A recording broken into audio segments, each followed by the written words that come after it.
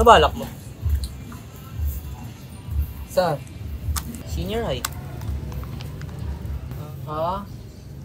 Strand pa pero yumak siguro. Strand ka doon, ayaw mo? STEM? Oo, kasi maraming STEM-related events, activities, at na-expose ka talaga sa mundo ng science. Trip mo yun, di ba?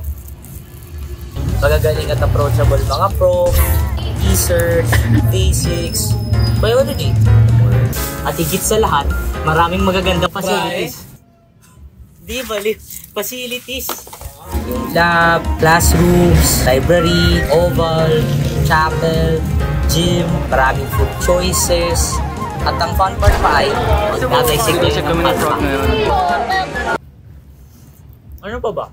Future career mo, self-advantage, scholarship, at syempre, mga kaibigan na kasama mo. Ikaw pa rin bahala. Pero, pagana talaga STEM eh. So ano balak mo?